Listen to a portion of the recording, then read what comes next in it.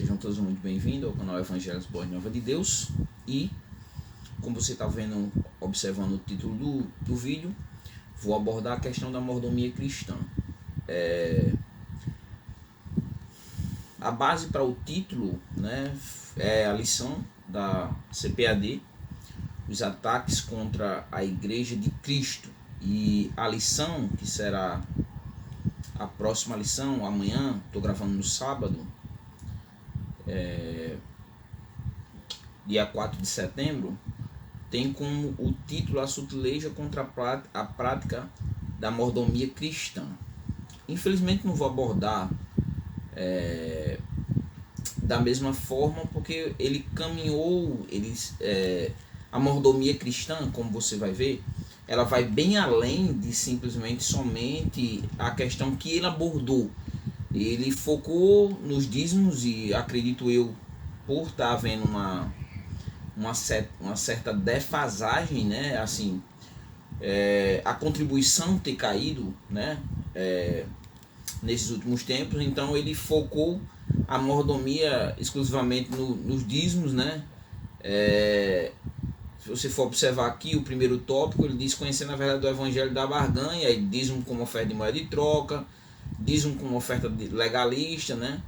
No segundo tópico, a doutrina bíblica do dízimo sobre ataque. O dízimo era uma prática antes da lei, para enfatizar que a contribuição tem que ser porque já acontecia antes, contra o ataque de alguns que vão dizer exatamente isso, que o dízimo fazia parte da lei, né?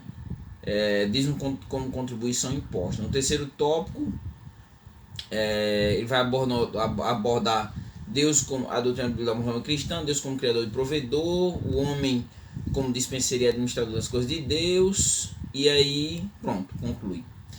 Eu decidi abordar o tema de uma forma mais direta, focando realmente nessa mordomia cristã, né? A mordomia cristã é enfatizada pela Bíblia, né? E qual é a sua abrangência e o seu foco, né? Então preparei um texto aqui para trabalhar com relação à mordomia cristã. Para isso já começaria com a pergunta: o que é mordomia cristã? Mas para abordar a questão da mordomia cristã, eu achei interessante algumas coisas, observar algumas coisas, conceituar algumas coisas. Primeiro, para entender a questão da mordomia, nós devemos entender que Deus é o dono de tudo, né?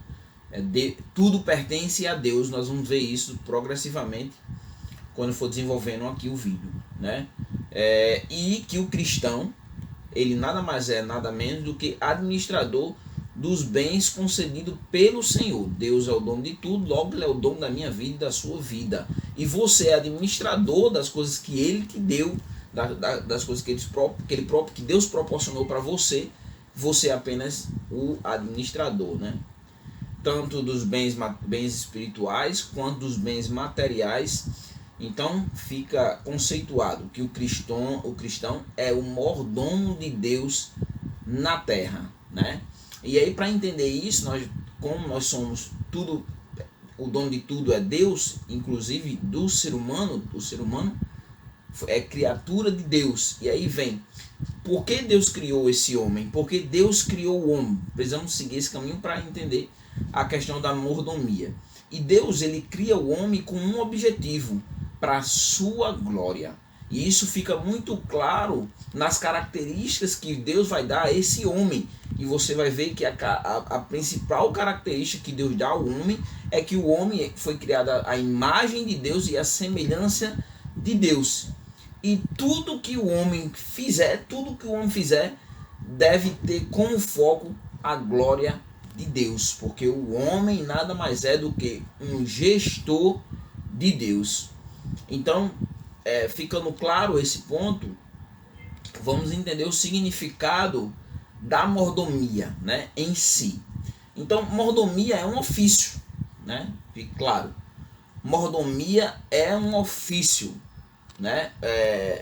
Responsável pela administração. O mordomo era responsável, né? Vamos entender a questão do mordomo. Primeiro, o mordomo era um ofício e o mordomo era responsável pela administração de uma propriedade, para entender a questão do que seria para entender o que seria um mordomo, né? Então, o mordomo nada mais é do que um administrador, né? A palavra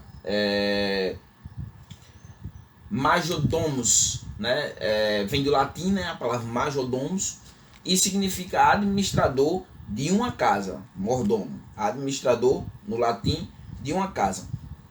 E o que indica? Indica o empregado mais importante de uma propriedade. Então, o empregado, o funcionário mais importante de uma propriedade, ele era o mordomo, né?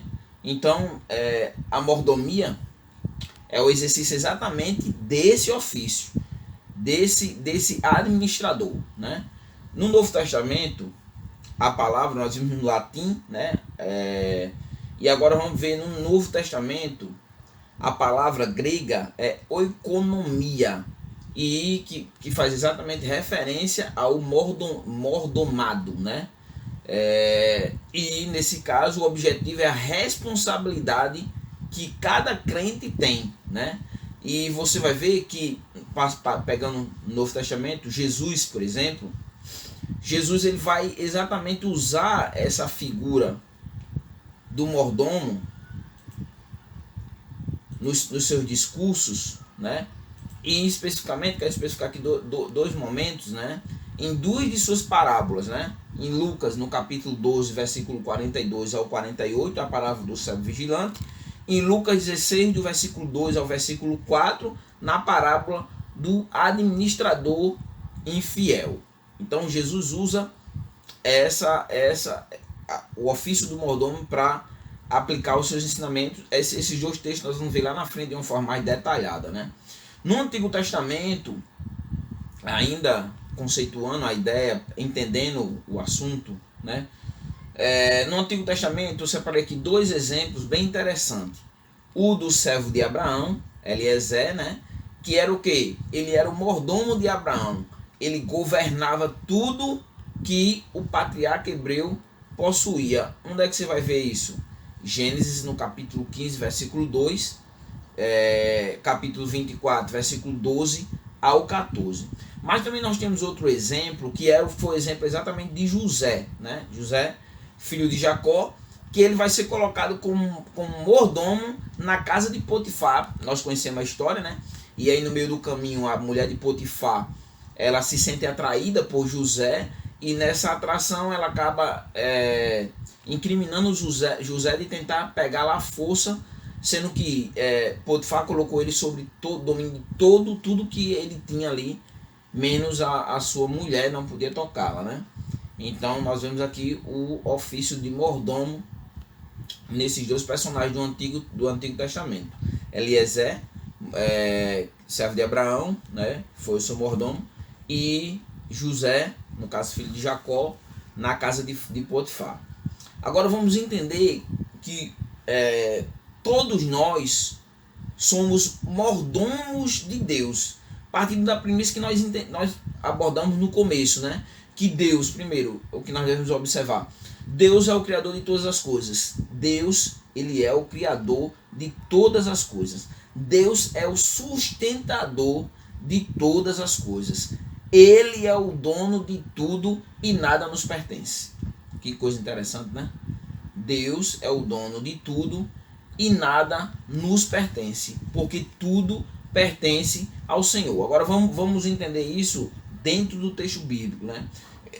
Primeiro que Deus é o possuidor dos céus e é o possuidor da terra. Você vai ver isso em Gênesis no capítulo 14, versículo 22, é assim: Abraão, porém, disse ao rei de Sodoma: levantei minha mão ao Senhor, o Deus Altíssimo, possuidor dos céus e da terra. Deus é o possuidor, né? Abraão reconhece que Deus, ele é o possuidor dos céus e da terra. Tudo, Deus é o dono, possui, ele pertence a ele, né? Uma coisa também que você deve entender com relação a exatamente essa abordagem, que tudo pertence ao Senhor. os céus e a terra, mas também o universo pertence ao Senhor. Os céus e a terra pertencem ao Senhor, mas também o universo, ele pertence ao Senhor, é do Senhor. Você vai ver isso em Deuteronômio capítulo 10, versículo 14, que diz assim: eis que os céus e os céus dos céus são do teu Deus, a terra e tudo o que nela há. Deuteronômio capítulo 14 e capítulo 10, versículo 14. Capítulo 24, no Salmo capítulo 24, versículo 1 diz assim: do Senhor é a terra e a sua plenitude, o mundo e aqueles que nele habitam. Então, a terra pertence ao Senhor, toda a sua plenitude, o mundo e aqueles que habitam no mundo. Então, qual deve ser a atitude do cristão em relação à criação de Deus? Qual deve ser a postura, a conduta do cristão em relação à criação de Deus? E nós vamos ver que Deus, ao criar o homem, ele já coloca o homem, ele já condiciona o homem à mordomia. Você vai ver que o homem vai ser chamado à mordomia. Gênesis no capítulo 1, versículo 28 ao 30, vai exatamente nos condicionar a essa ideia de mordomia desde o início, né? Desde Adão. Você vai ver, no versículo 28 vai dizer assim: então Deus abençoou e disse, olha só, frutifiquem, frutificai, se multipliquem, multiplicai-vos, enchei a terra, sujeitai-a, sujeitem, dominem sobre os peixes do mar, sobre as aves do céu e sobre todos os animais que rastejam sobre a terra.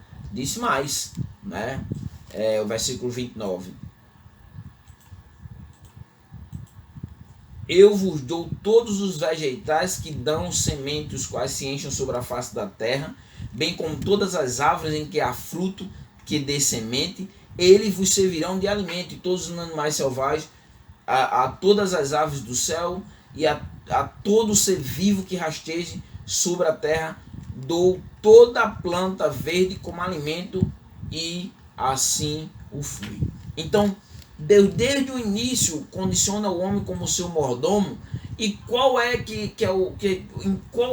esse objetivo de Deus para a vida do homem como mordomo? Cuidar da criação, né? Sujeitar a criação, dominar a criação. Como mordomo de Deus, o homem deveria cuidar, o homem deveria sujeitar e o homem deveria dominar a criação de Deus.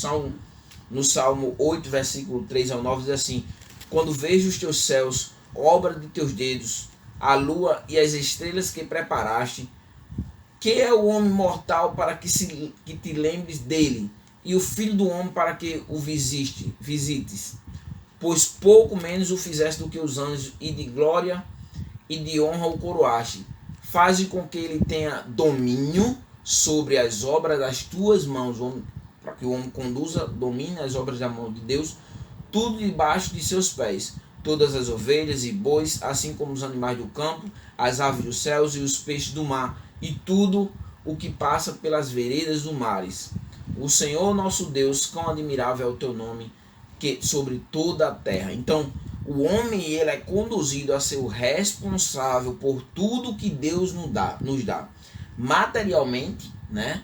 E espiritualmente também, né? Se você for observar, se você tiver aí acesso, você pode, não tiver comprado ou não for da Assembleia, você pode estar pegando a lição e fazendo um comparativo do que estou abordando e o que lá está abordando, porque o foco lá era os dízimos e as ofertas. Então, mas aqui eu estou abordando de uma forma conceitual o que é a mordomia cristã, né?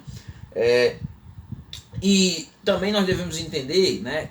Como eu falei, eles fixaram lá somente o dízimo, mas a mordomia, né, na vida do homem, proporcionado por Deus, tem uma extensão, vai além somente da contribuição financeira para a manutenção do templo, a manutenção da igreja em si, né?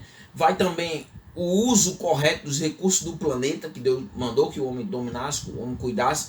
Então o homem precisa fazer o uso correto do planeta na sua mordomia, os seus bens, os seus dons. Nós vamos ver lá na frente sobre isso. Os dons também faz parte da mordomia cristã. Os talentos que Deus concede ao homem também o homem tem que administrar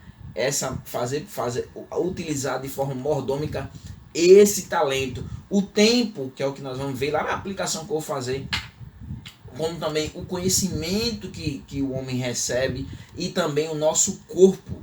Nosso corpo também faz parte da mordomia cristã, né? Então, qual é a importância diante disso? Qual a importância da mordomia cristã? Precisamos entender o seguinte, que o homem ele passou a negligenciar essa mordomia a partir do momento que o homem peca contra Deus.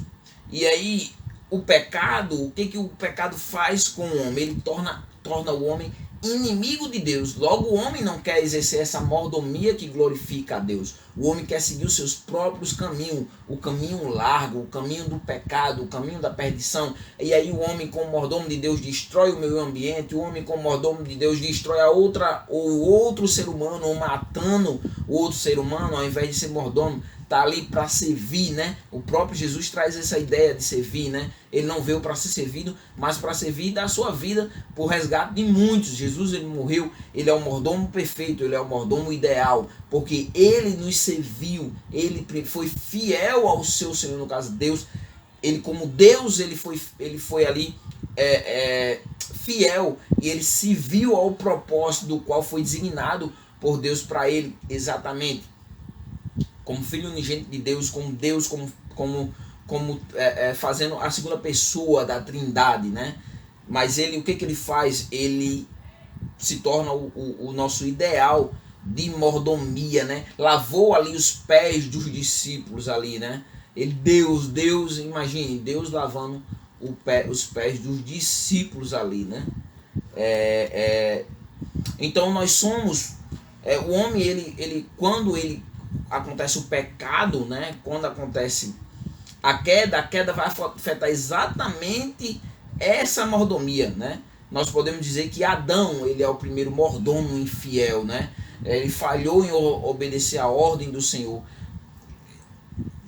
Exatamente com referência a isso, o que ele faz? Ele lança toda a humanidade no estado de rebelião contra essa mordomia, né? E a criação, ela passa a ser submetida à maldição. E qual é o efeito disso na vida da humanidade? Qual é o efeito dessa desobediência? Qual é o efeito desse pecado?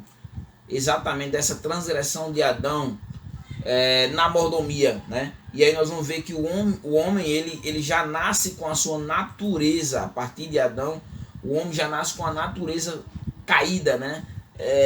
E é impossível que esse homem seja mordomo das coisas de Deus. Ele não quer, porque ele é inimigo de Deus. Mas, embora isso, a graça comum nós poderíamos abordar aqui, que é o que impede que os homens serem tão maus, tão cruéis, tão ruins quanto eles poderiam ser. Nós vemos que ainda existe alguns homens que praticam situações que nós poderíamos dizer de mordomia, mas não numa percepção plena, porque a sua natureza está degenerada e precisa ser regenerada. É preciso que haja esse novo nascimento para capacitar o homem a uma mordomia que agrada a Deus. E aí, quem é que opera esse novo nascimento, né? Efésios 2:1, ele vos vivificou, estando vós mortos em vossos delitos e pecado. O Espírito Santo opera esse novo nascimento, né? A fé, ela vem pelo ouvir a palavra de Deus, e o Espírito Santo dá vida, e o homem revivifica, nasce da água e nasce do Espírito, né? O Espírito Santo, ele opera o novo nascimento, dá uma nova natureza, quer dizer, aquela natureza que o homem tem de ser inimigo de Deus, vai ser restaurada, ele vai passar a ser filho de Deus. Agora, não mais inimigo, mas filhos de Deus. E aí muda a inclinação do seu coração, a inclinação do coração do homem voltado para a maldade vai ser restaurada, e ele vai mudar essa inclinação para praticar a vontade de Deus. E aí ele é capacitado a desempenhar essa mordomia. É isso que nós precisamos entender, que o homem ele é chamado a essa mordomia, né? Quando o homem ele é regenerado, ele passa a conhecer a vontade de Deus, né? Através de que ele passa a reconhecer? exatamente através da revelação especial de Deus na vida do homem, né? Que é a sua palavra. A sua palavra passa a ser o norteador da conduta do homem. E o homem passa a praticar novamente a mordomia que agrada a Deus. Jesus ele traz, como falei lá em cima, duas parábolas interessantes, né? A parábola dos dois servos, Jesus diz assim: quem é, pois, mordomo fiel e prudente, a quem o Senhor confiará os seus conservos para dar o sustento a seu tempo, bem-aventurado aquele servo a quem o seu Senhor, quando vier, achar fazendo assim, né? Cuidando, né? Sendo mordomo, né? E é interessante porque na parábola vai advertir exatamente do perigo da má mordomia, de ser um mau mordomo de Deus, né? O versículo 45, né? Esse texto está em Lucas capítulo 12, e o versículo 45 e 46 diz assim: mas aquele servo, se aquele servo disser em seu coração: o meu senhor tarda a vir, e começar a espancar os criados e as criadas, e a comer e a beber e a embriagar-se, virá o senhor daquele servo no dia em que não espera e numa hora em que ele não sabe, e separar a luar, e lhe dará a sua parte com os infiéis. Então existe um perigo de ser um mordomo infiel, né? De praticar, ter recebido essa revelação de Deus e viver de uma forma infiel, dessa mordomia ainda continuar como antes da regeneração, para aquelas pessoas que não têm Jesus como seu Salvador. E diante disso haverá exatamente uma prestação de contas, versículo 47 e 42 dizendo: e o servo que souber a vontade do seu Senhor, recebido, né? Aquele que recebe, conhece a vontade do seu Senhor, e não se aprontou, nem fez conforme a sua vontade, será castigado com muitos açoites. Mas o que a não souber e fez coisas dignas de açoite, com poucos açoites será castigado. E qualquer que for dado, muito lhe pedirá. E aos que se confiou, muitos se pedirá. Então, existe uma responsabilidade na mordomia de acordo com aquilo que você recebe da parte do seu Senhor, né? E aí você vai prestar conta exatamente do que você fez com aquilo que você recebeu. E isso fica muito implícito na parábola exatamente dos talentos, né? Onde enfatiza que o cristão é chamado a essa mordomia, a prática dessa mordomia. O capítulo 25 de Mateus, versículo 14 ao 30, diz assim: porque isto é também como um homem que, partindo para fora da terra, chamou os seus servos e entregou os seus bens. E a um deu 5 talentos, e a outros 1, e a cada um segundo a sua capacidade. E ausentou-se para longe. E tendo ele partido, o que recebera 5 talentos negociou com eles e granjeou outros 5 talentos. Da mesma sorte, o que recebera 2 talentos granjeou também outros 2. Mas o que recebera 1 foi e cavou na terra e escondeu o dinheiro do seu senhor. E muito tempo depois veio o senhor daquele servo e fez contas com ele. Então, aproximando o que recebera 5 talentos, e trouxe outros 5 talentos, 10 talentos. Disse o senhor: entregasse-me 5 talentos, eis que outros 5 talentos que granjei com eles, né? E o seu senhor lhe disse: bem está, servo, bom e fiel. Sobre o pouco foste fiel, sobre o muito te colocarei. Então, entra no gozo do teu senhor. E chegando também o que tinha recebido 2 talentos, disse: Senhor, entregaste-me 2 talentos, eis que eles granjeei outros 2 talentos. Disse-lhe o seu senhor: bem está, bom e fiel servo. Sobre o pouco foste fiel, sobre o muito te colocarei. Entra no gozo do teu senhor. Mas, chegando o que recebera 1 talento, disse: Senhor, eu conhecia-te que és um homem duro, que ceifa onde não semeaste e ajunta onde não espalhaste, e atemorizado escondi na terra o teu talento. Aqui tens o que é teu. Respondeu-lhe então, porém, o seu senhor e disse: mau e negligente servo, sabias que ceifo onde não semeei e ajunto onde não espalhei? Devias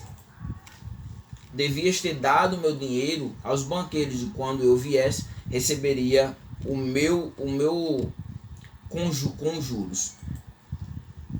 Tirar-lhe, pois, o talento e dar-lhe ao que tem os 10 talentos, porque a qualquer que tiver será dado e terá em abundância, mas ao que não tiver, até o que tem seria atirado. Lançai-o, pois, servo inútil nas trevas exteriores, ali haverá planto e ranger de dente. Então, é preciso entender que todo cristão recebe do Senhor, né?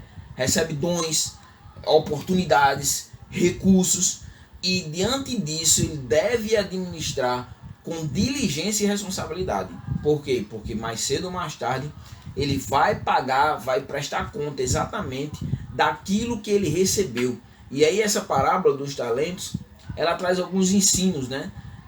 Algumas reflexões, né? Que uns recebem mais que outros, né? Mas independente de tudo isso, né? Alguns recebem mais, outros recebem menos, mas independente de tudo isso, todos recebem algo, todos. E desse algo que você recebe, deve ser um bom mordomo do que Deus confiou a você. Então, a uns é interessante porque a uns Deus chama para pastores, a outros Deus chama para presbíteros, evangelistas, mestres, né? Deus chama cada um e Deus capacita esse cada um com a sua mordomia, e você deve pegar isso que Deus lhe deu e ser um bom mordomo cristão. Não fazendo isso, você prestará conta exatamente daquilo que o Senhor te deu. Então, é bom refletir sobre isso, né? E diante disso, nós devemos ter uma consciência, né? Que existe um objetivo na mordomia cristã, e é interessante, porque Deus ele criou o homem para a sua glória. Então, a mordomia do servo de Deus deve glorificar o nome do Senhor. Mas não só isso, mas a mordomia do servo de Deus deve contribuir para o avanço da obra de Deus aqui na terra. Vale a pena refletir, né? Eu podia fazer algumas aplicações, vou deixar para fazer no final, né?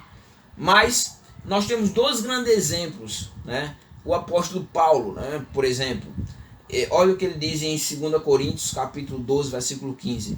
Eu de boa vontade me engastarei e ainda me deixarei gastar em prol da vossa alma. Olha só. Eu de boa vontade me engastarei e ainda me deixarei gastar em prol da vossa alma, né? E se nós formos olhar o exemplo, peguei só Paulo e Jesus. Jesus ele desce do céu,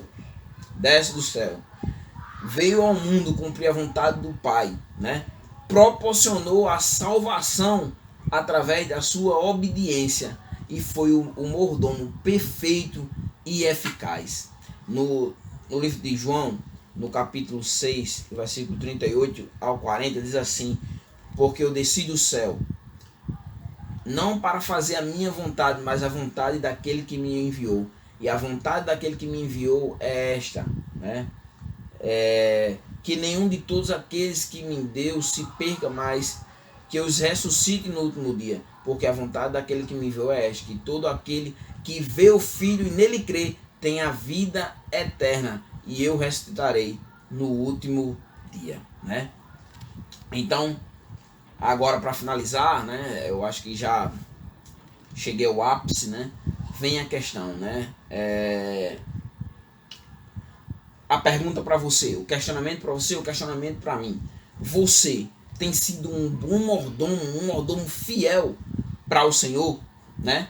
E é interessante que as escrituras nos trazem algumas características, né, dessa mordomia. E uma delas é que você é um dispenseiro. Você é um dispenseiro dos mistérios de Deus. Veja que em 1 Coríntios, capítulo 4, versículo 1, diz assim: que os homens nos considerem como ministros de Cristo, né? Aqueles que servem a Cristo. E dispenseiro dos mistérios de Deus. O mundo ele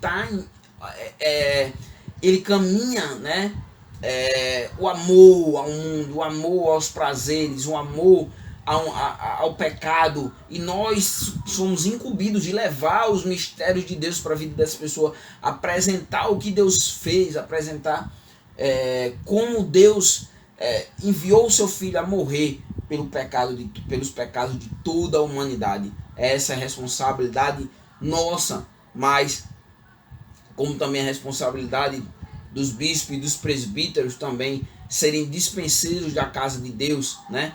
O Tito 1,7 diz: porque convém que os bispos sejam irrepreensíveis como dispenseiros, né? Dispenseiros da casa de Deus, né? Os bispos, né? Ou presbíteros, não soberbo, não iracundo, nem dado ao vinho, nem espancador, nem cobiçoso, nem torpe ganância. Então, os bispos, os presbíteros são dispenseiros da casa de Deus. E todo crente, sem exceção, é ministro do Evangelho, né? Ele é ministro do Evangelho, porque ele foi incumbido do sacerdócio real de Deus. Em 1 Pedro capítulo 12, versículo 9 diz assim: mas vós sois geração eleita, sacerdócio real, nação santa, povo adquirido, para que anuncie as virtudes daquele que vos chamou das trevas para a sua maravilhosa luz. Então, nós somos dispenseiros, né?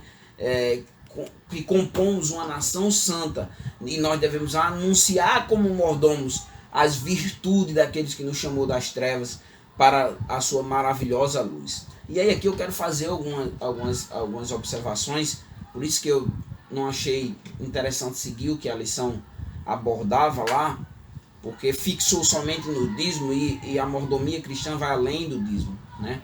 E aí vem a questão, se Deus, por exemplo, fizesse essas perguntas que eu vou fazer a você, né? Agora é a hora da reflexão. Como você responderia? Por exemplo, você tem sido um bom mordomo do seu tempo, né? Como você tem, né, aproveitado o tempo que Deus tem te dado? Você tem sido um bom mordomo do seu tempo? Em Efésios, no capítulo 5, versículo 15 e 16, diz assim: portanto, vede prudentemente como vocês andam, não como necios, mas como sábios, remindo o tempo, porquanto os dias são maus. Então, e aí? Em relação ao seu tempo como mordomo, como você tem administrado esse tempo? E esse tempo que você tem administrado e gastado, tem glorificado ao nome do Senhor? E aí vem outra pergunta, né? E em relação aos bens materiais, você tem sido um bom mordomo dos seus bens, né? Que não são seus, que são do Senhor e que Ele te deu para administrar? Como você tem administrado esses bens, né? Esses bens têm honrado ao nome do Senhor?